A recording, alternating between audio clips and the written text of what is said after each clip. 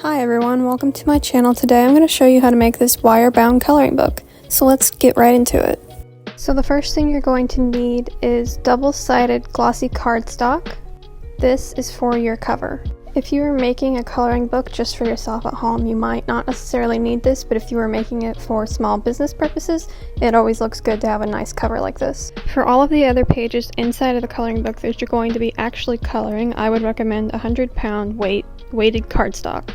This is thicker than a lot of other cardstock, and it'll make sure that you don't bleed through to the other side, especially if you're using markers. Your printer is going to be one of your most important things.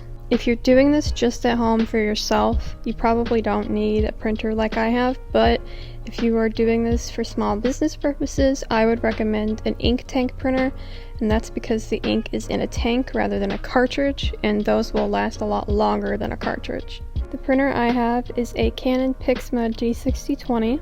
I think this is a pretty great printer. I will say one of the downsides is when you are printing from the rear tray, it can take several minutes to print out, but it's usually pretty good quality and the ink lasts for a while.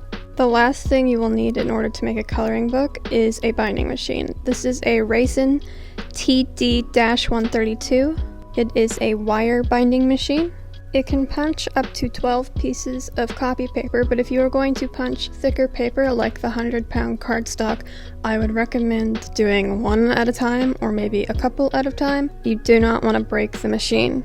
That is definitely one of the downsides of this machine, but it is pretty cost inexpensive, so I think it works itself out. I think it's worth it.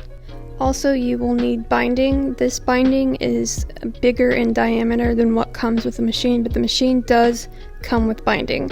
Getting into the actual making process, the first thing you want to do, of course, is get everything printed out. You want to get your covers printed out, the front and back cover, and then of course the inside pages where the actual designs are. Next, you want to jump right into the binding process. So here I'm going to show you me punching holes into the cover. And here is what it looks like once it's punched. Once you have all of the pages that you need printed, and once you have all of your pages punched with the punching part of the machine, you then want to move on to the binding process. So here I've added the wire binding, and let's get it into the machine. We're just going to clamp down the binding. It's pretty easy. And there is a magnet in the back there to hold onto your binding while you're doing this. And then I usually do it a couple times. This is what the binding looks like when it's all done. You have successfully bound your coloring book. Now it is all complete. Let's do a flip through. I'm just speeding this up a bit to show you what it looks like in its entirety, but please let me know in the comments if you have any questions, and I will try my best to answer them. Thanks for watching.